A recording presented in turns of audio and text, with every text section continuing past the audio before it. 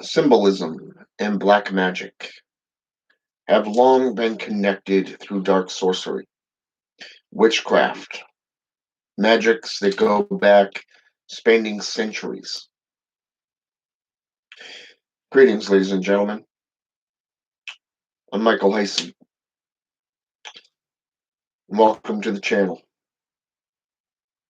Today we're going to be discussing symbolism and how it relates to black magic. I'm going to reveal certain symbols, icons, if you wish, so that you can go out and look at them for yourself and learn for yourself the art of black magic, sorcery. So here it is. The first thing on the list, the more widely used icon and symbol that's highly recognized, feared even, depending if it's verted or inverted, and that is the pentagram. The pentagram is the representation of the 5 cones or pillars of sorcery, the elementals of earth, fire, air, and water, with the 5th one being spirit. It's associated with the witch's creed, also known as the witch's oath, the witch's pyramid, which ironically, those 3 names are but one thing.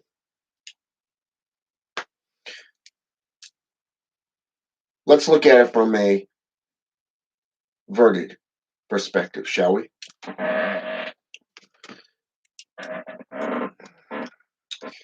The pentagram,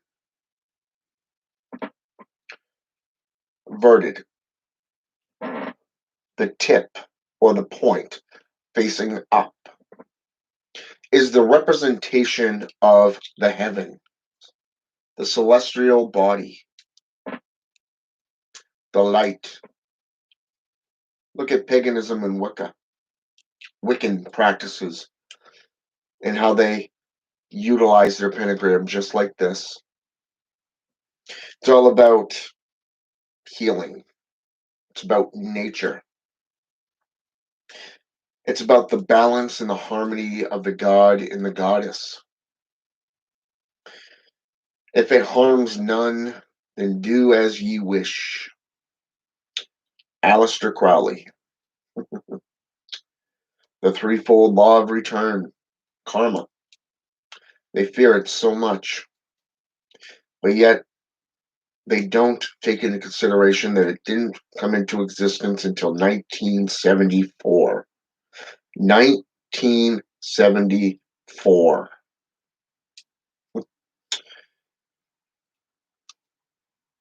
It's more recognized and accepted in its verted state. Those of us who prefer baneful sorcery, dark sorcery, personal gain,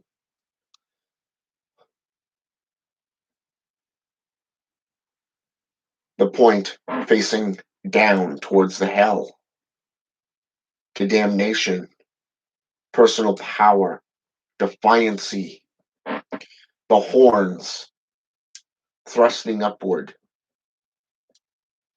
Think about it for just a moment. What better way to resemble evil or an act of defiancy as those horns are thrust up? Now think about it this way. When we think biblical,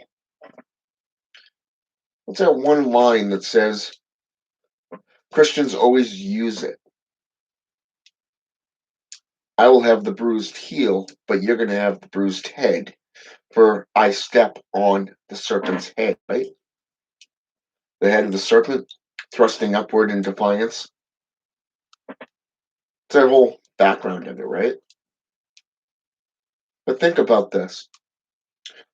In the same manner as the balance, no matter if you're going with the inverted, the verted, inverted, verted, you see, it's the balance factor and it's how you perceive that symbol as being either good or evil. Okay? The white light practitioners that utilize the verted pentagram are in much the same way as the Islamic five pillars. They're doing it for intellectualism. They're doing it for harmony, spiritualism, salvation. It's mankind that turned it into a religion instead of a philosophy.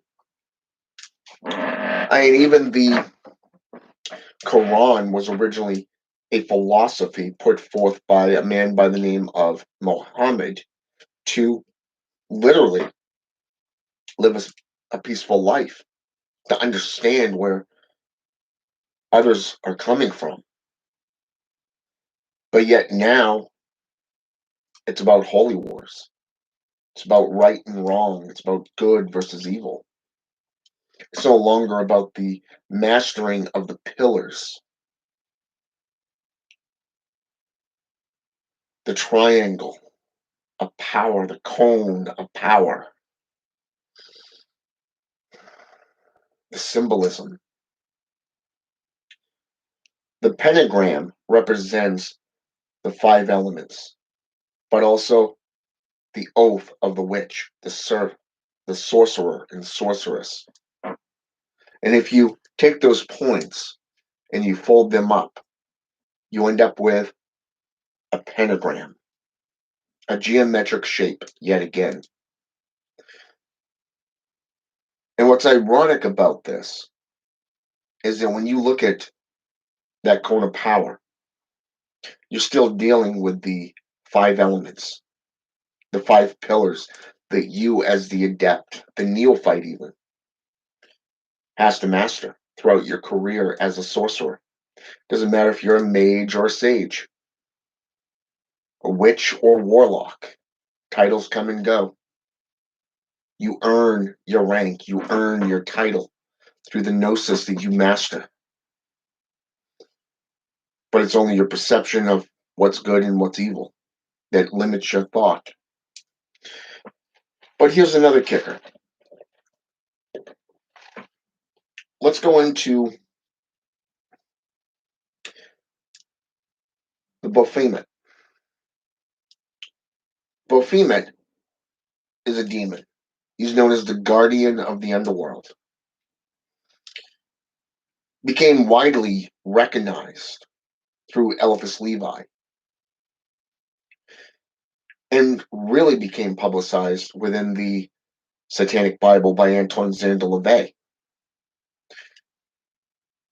And he's associated with the pentagram, which has also been associated with Azazel, Satan, Satanism, black magic. But here's the kicker. When we think about this, the pentagram, Baphomet, go to Mendez, blazing star. In that order, you can actually connect the pentagram all the way back to Lucifer himself, the blazing star. Think about this for just a minute. Now we're going to go into biblical here for just a sec. Isaiah 14:12 says, "How thou hast fallen, Lucifer, son of the morning." It's like a shooting star. But yet in Roman pantheon, Venus is the morning star, which connects him to feminism. We get into this even further, and we see him as the day star in ancient Greek. But each time, the sun god, either Apollo, Ra, Inti, is all associated, or even Zeus, for that matter, is celestial in nature, in origin. Now, what is celestialism have to do with light? Think about it for just a sec.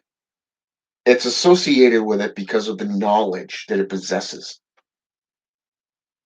the intellectual thought, creation, unless it's inverted, like the pentagram, and you see it literally going into the form of defiancy, rejection of orthodox religion, the dogma, if you wish.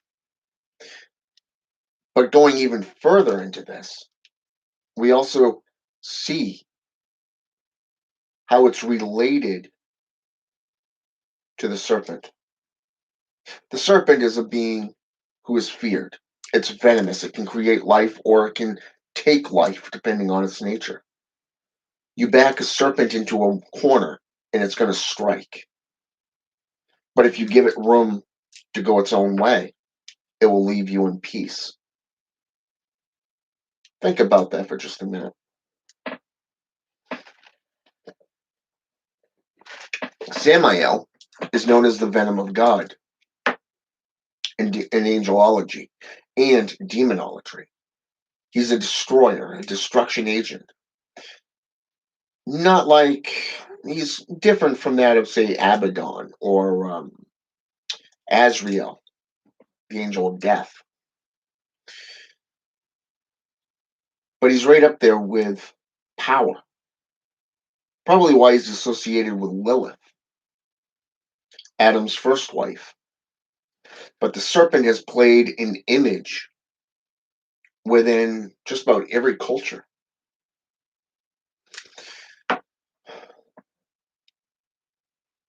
But let's get into something more recognized just as much as the pentagram, the cross. The most widely used symbol in the JCI is the cross, the single cross, just like so. Okay? This is said to be idol worship because of the fact that this is how Jesus Christ, or Jesus Christi in Latin, died on the cross. But a lot of people don't realize that one of his own disciples chose to die in the inverted way on the cross. Is that not considered good versus evil? But why? Because he didn't feel worthy to die in the same manner? It's the exact same thing. Just another perception, but why don't we expand this for just a moment? In Egyptian, you have the ankh, the cross base, the arm, and then you got the symbol that creates eternal life. Go into Spain, and you have multiple crosses on a single cross. This is what they utilize when doing exorcisms. Did you know that? Think about it for just a second. This is how they did it.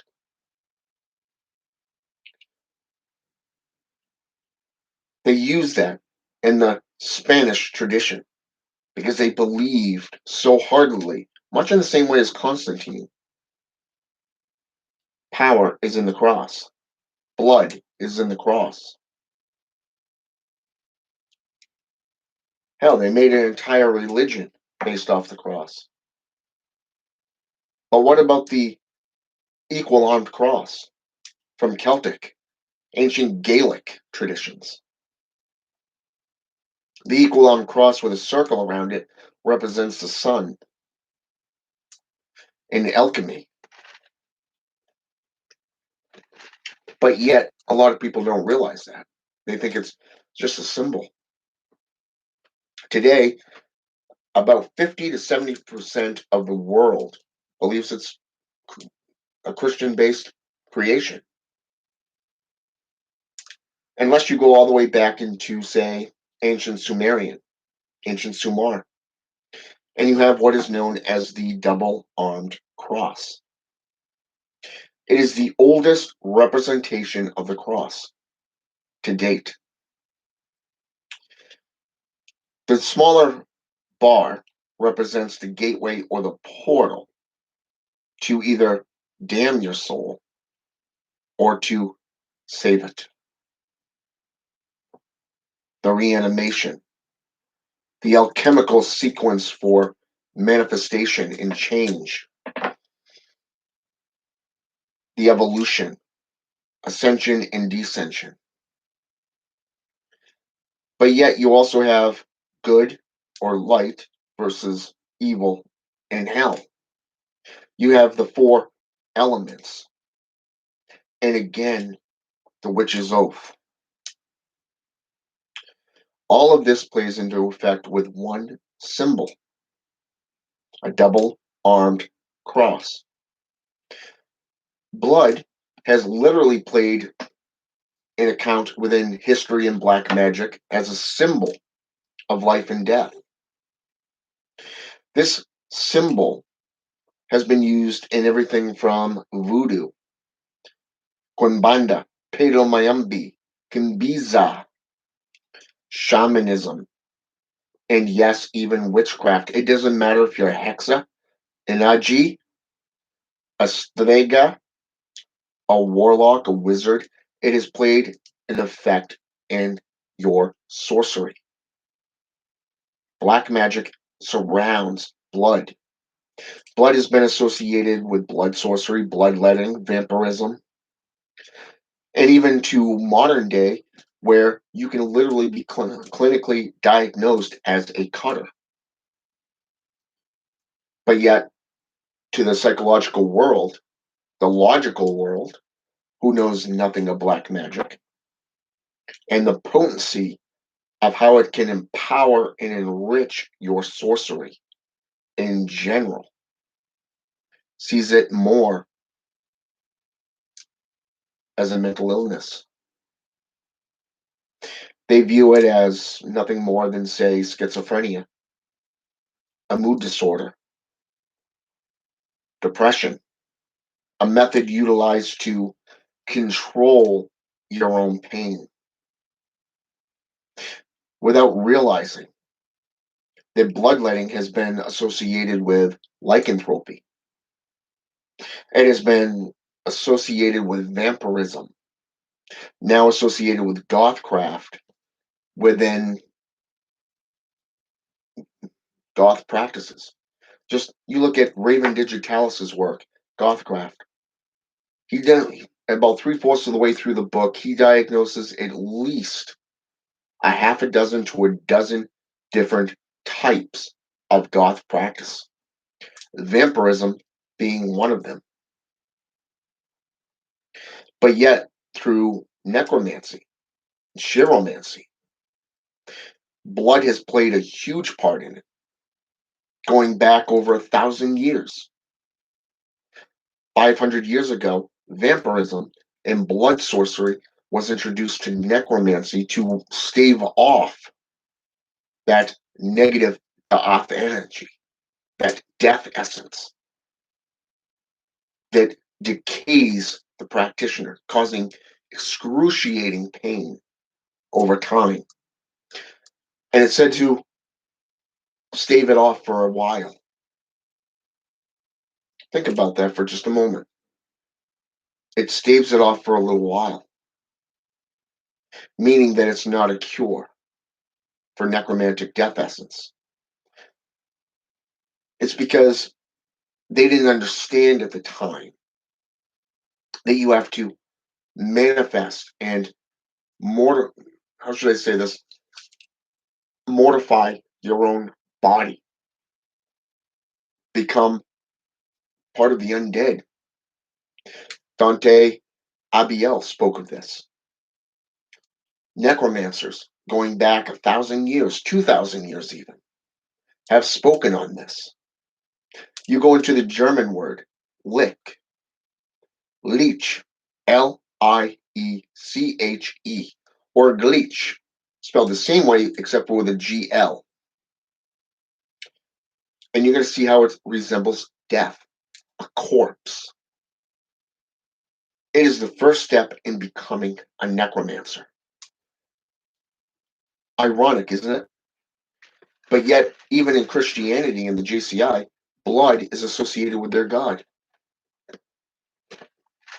I mean, how many times have we seen this going back into ancient Sumerian, Babylonian, Mesopotamian, and even the Book of the Dead in Egyptian, the Tibetan Book of the Dead?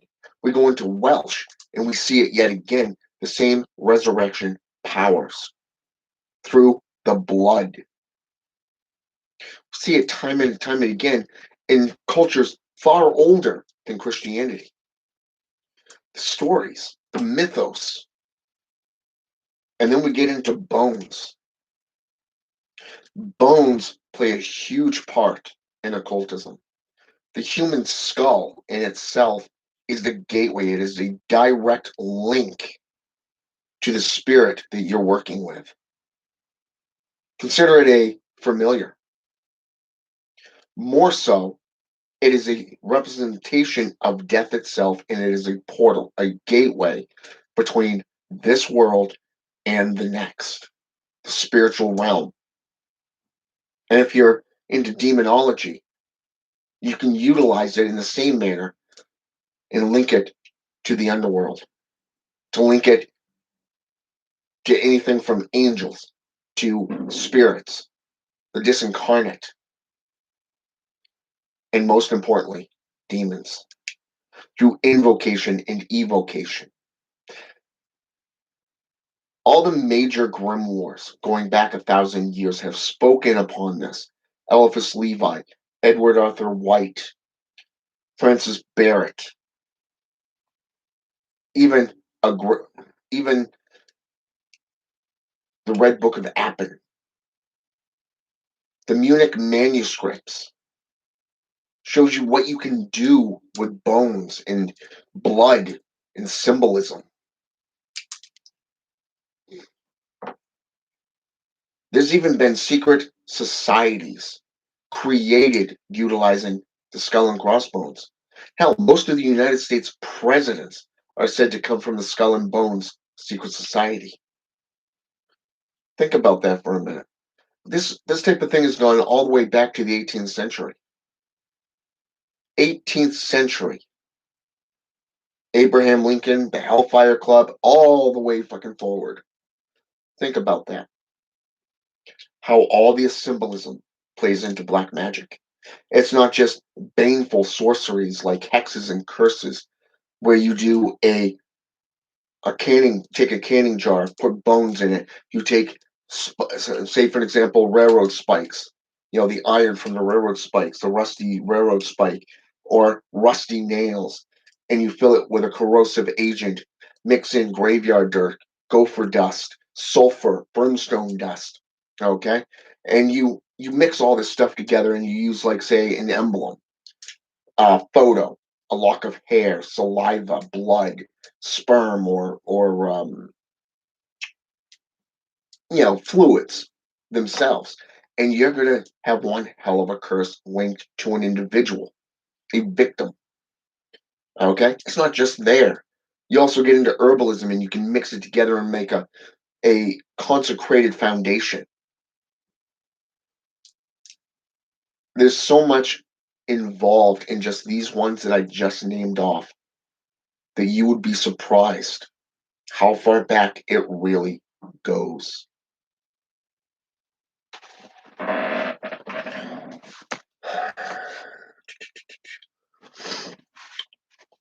Shelley 333, Seeking Serpent 6, Livia. And let's see, Felith. Let's see, Miss B, how you guys doing? Want to welcome you guys to the channel. Hope it's intellectual and enlightening. And later, I hope it's been intellectual. I hope you guys are learning a lot. And so,